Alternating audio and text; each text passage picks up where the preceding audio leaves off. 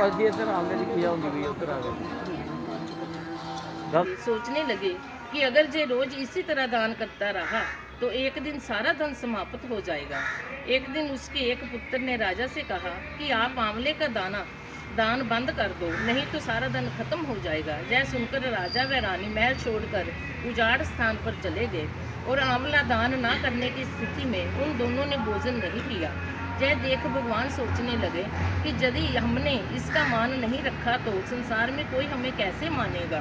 भगवान ने राजा को सपने में कहा कि तुम उठो और देखो, तुम्हारी पहले जैसी रसोई हो गई है और आंवले का पेड़ भी लगा हुआ है, दान करके तुम भोजन कर लो।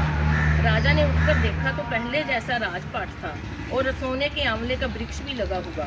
ये देख राजा रानी दोनों ने सवा मन सोने के आंवले तोड़े व उनका दान करके फिर भोजन किया। दूसरी ओर राजा के बेटे व बहू से अन्नपूर्णा का बैर हो गया।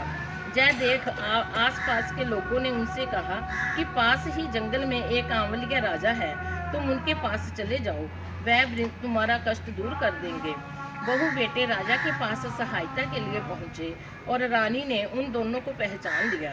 रानी ने राजा से कहा कि इनसे हम काम लेंगे, लेकिन काम करवाएंगे पर मजदूरी ज़्यादा दे देंगे।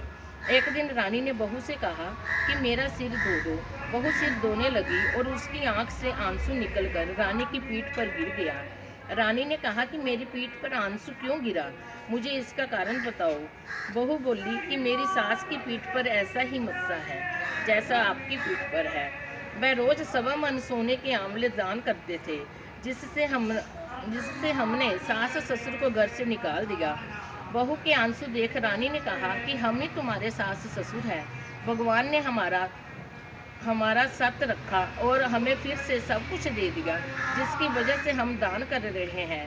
हे भगवान, जैसे आपने राजा रानी की सुनी वैसे ही आप सभी की सुनना। ਅੱਜ ਆਮਲਾ ਨਵਮੀ ਦੀ ਪੂਜਾ ਲਈ ਅਸੀਂ ਸਾਰੇ ਜਣੇ ਇੱਥੇ ਇਕੱਠੇ ਹੋਏ ਆ। ਆਮਲਾ ਨਵਮੀ ਦੀ ਪੂਜਾ ਕੀਤੀ ਜਾਂਦੀ ਨਵਮੀ ਵਾਲੇ ਦਿਨ, ਨੌਮੀ ਦੇ ਦਿਨ, ਔਰ ਆਮਲੇ ਨੂੰ ਸਾਰਿਆਂ ਨੇ ਆਪਣਾ ਜੋਤ ਜਗਾਈ, ਧੂਪ ਦਿਖਾਈ ਆ, ਭਗਵਾਨ ਦਾਤਰੀ ਦੀ ਪੂਜਾ ਕੀਤੀ ਆ ਤੇ ਭੋਗ ਲਗਾਇਆ, ਪ੍ਰਸ਼ਾਦ ਬਣਾਇਆ। ਸਭ ਨੇ ਕੜੀ ਚਾਵਲ ਬਣਾ ਕੇ ਲਿਆਏ ਆ, ਜੋ ਸਮਾਨ, ਕੋਈ ਮਿਠਾਈ ਲੈ ਕੇ ਆਇਆ, ਕੋਈ ਫਰੂਟ ਲੈ ਕੇ ਆਇਆ, ਸਾਰੇ ਜਣੇ ਰਲ ਕੇ ਭਗਵਾਨ ਦੀ